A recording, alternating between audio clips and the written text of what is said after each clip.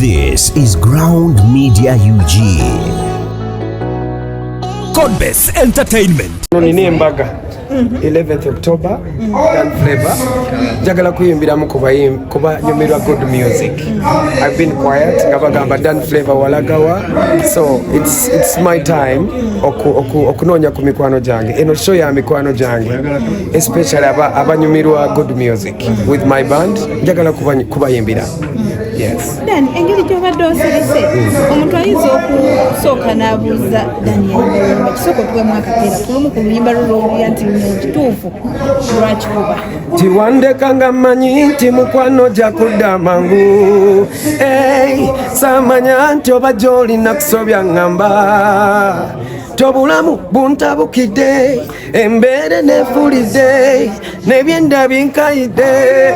Akayimba ako nakayimba ne Leila Kayondo, rudi nyumbani tukaye pamoja tuzae watoto minawe milele nzijeyo je muli mweneyo eno jendi munebuza kati nonkomyewo 11 mbayimbire.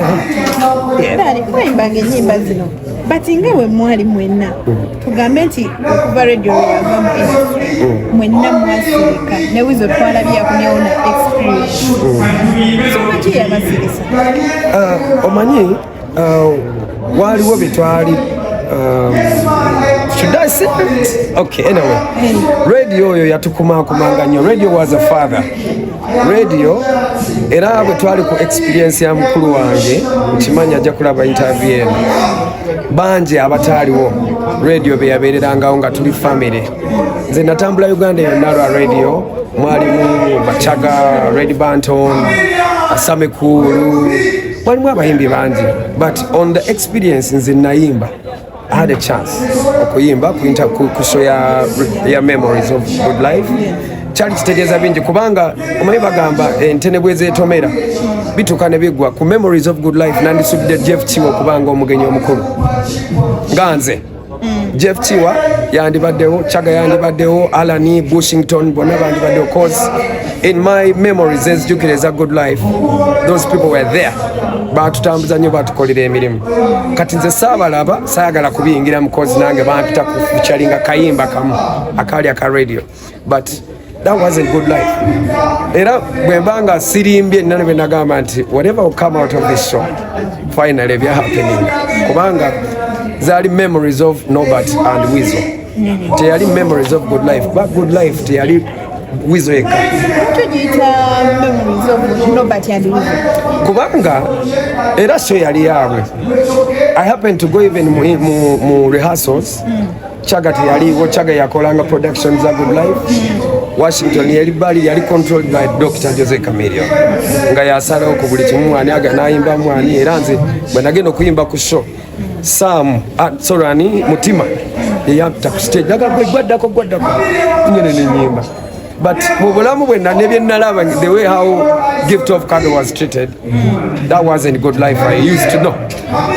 Okitegera kubanga ne bwe twaberanga n'ebizibu ebingi Ssekibogo yatukuŋŋaanyanga Ulialiwa, let's go. Galinga amagye gawamaga Goodlfye. Nze ndowooza obumu obwo bwatu keeping up for some long time. Era muze bwe yafa buli omu n'anoonya gy'adda. Nze namaliriza mu depression neva ne Uganda n'engende South Africa n'embonabonera because nalaba nga teri omuntu anzikiririzaamu nga radio used to do. South Africa ne Uganda byaganira ddala kati nina emirembe nadde ewaka gomanye ewaka waka wewasinga. That's why I can even have this because I'm home. Bwembeera ewaka bakuyita foreigner, but here I'm home. I can even stand with you. You're my family. I'm talking to you. You understand? So home is home regardless. Yes. South Africa byagaana kubanga emirimu gye nasange South Africa nali sigisobola.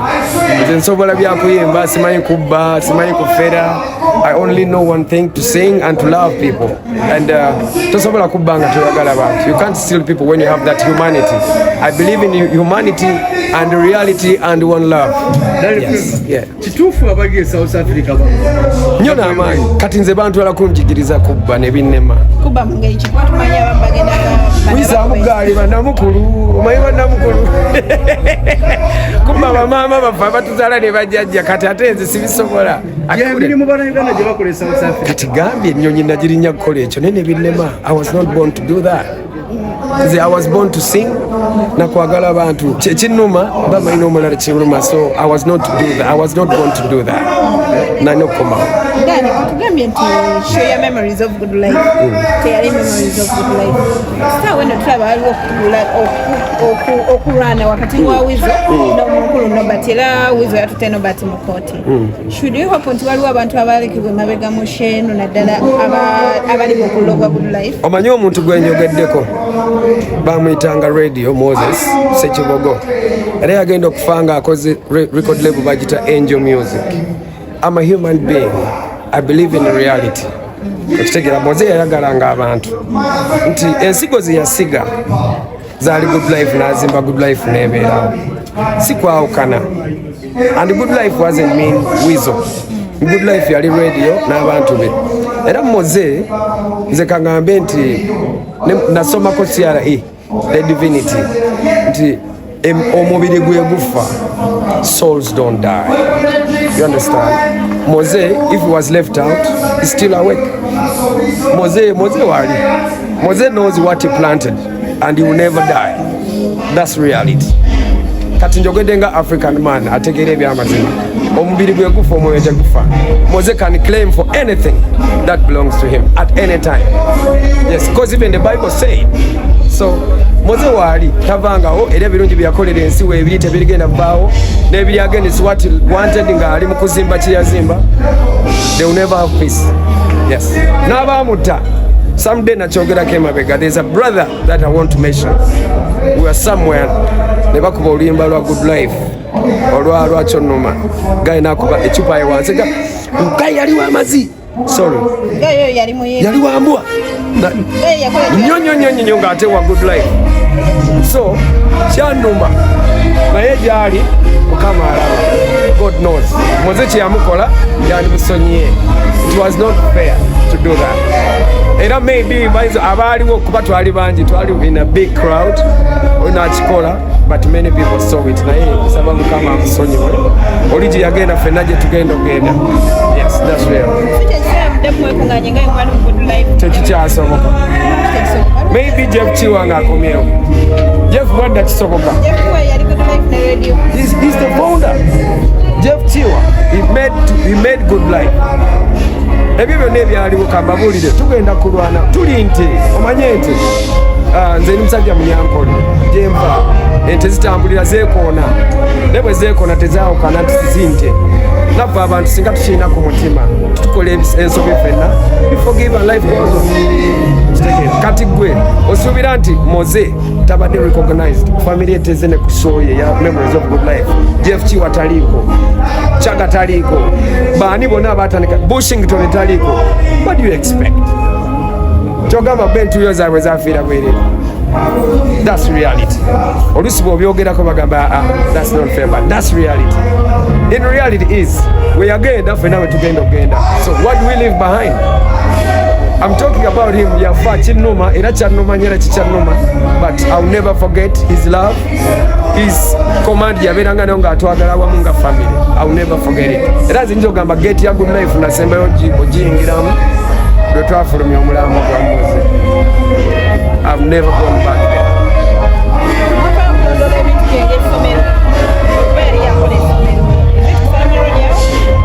Kakati nga bwe nkugambye nze nali junior mu good life nga waliwo ba boss ababyogerako nina level yange wenkoma nga ddanga kati waliwo byesaagala kulingiriza simanyi byamataka bya motoka oli yali taata wange.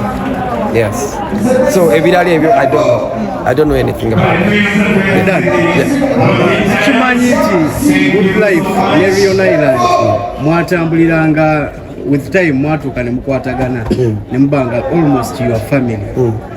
One of the members okuva mu Rion Island, that is Papa Cidy, recently yavuddeyo na announce adde kyali wange nno Tokyali. Nze ndi muzadde naawe nga nziramu eyo nonsense ow'amabina kati gyende ne mugambe siswala naye ayina abaana kati kankubulire bagamba I think charity begins from home. Yes. Is that it? Kati nze nziva mu family ya Musumba Mulamba nakuzibwa naye yatulifalinze wa Musumba nina taata anti si Musumba wange Musumba aba advent okitegedde si basumba begogerako besijja ku mentioningako but nze kugamba nga Dani nakuzibwa manyi obulungi bw'omukyala amwe father. Kankubulire kogenda kungamba ki kyenzijja ku bbugumu ly'omukazi. What can you tell? Chagamba love walayira toba ku kitonde ekikazi sisobola oboyo bonidiridde okubumazeeko emirembe kati nzije ku mukazi njagala ki kati kankubulire bwe nva ku mukazi oba kyenzizaako the best friend creature is dog, my dogs. Omukazi mama w'abaana, omukazi ye yanzaala, omukazi yazaala taata, omukazi sikwetandika okuyira ku mukazi oyo Katonda gyendi kati nve ku mukazi nzire kubaniga kuba boy nawunga sisobola jeje mirimu egimu tugambe nti kati nga tuzze ku Kyali olaba depression w'endongo yawa abaana batuze n'okwewala necha yaabwe because bali desperate for life. Nze obulamu bwe nali mu South Africa ebyo byonna nandibikoze kuba nali ku kisenge bwenti okitegera kati abamu tebalina mitima giguma olabako wamangu kati omusajja nga Papa Cidy nga naba ne ku mwana wayimba ku Serena. How dare you? Are you normal? Nogera nowana nga bwatandika sisi ngate bulijjo tubeera nabo nga batwekwekamu okitegera ati nafe tuwebuuliza bw'aba agamba nti kuva dda nina n'ennamba ye gye nkyatinga naye yandeka mbeera ntebe nga Kyali wange nga nimuyita Papa Cidy amita mutoto wa Dandu like my friend okitegera nobeera so shocked and now I know bangi abayimbi betubeera nabo nga bali ebisiike. You can confirm that there are many kuba mwana olaba I'm so surprised kubanga kati Papa Cidy rastaya nga akola ne bwati kati if can confess ajja boogera ng'abata radio bagamba leero mu kamera one day bagenda kwetwala ku polisi boogere dife twatta radio n'abali ebisiyaga buli omu agenda bba yalangirire mugenda bba sikuli abatta batandika dde okweyogera ku fe tubasanga mu mabaala bagenda kwetwala ku polisi Nairobi ate mubamanyi abomba nkwano bamu yagontop one day ebyo byamateeka saagala kusalawo sibimanyi naye nga byonna kyengera lubasaba 11 Oktoba ku 22 kapande kano kemulaba esangibwa Kansanga opposite KIU okuyingira mitwalo 2 VIP mitwalo 5 akakadde yettego y'abantu 6 kugirako n'ekipa ya Red Label. So boyise njagala mujje munyumire Dan Flavor live experience baagala nnyo mwana big up yourself. Ground TV 100% entertainment.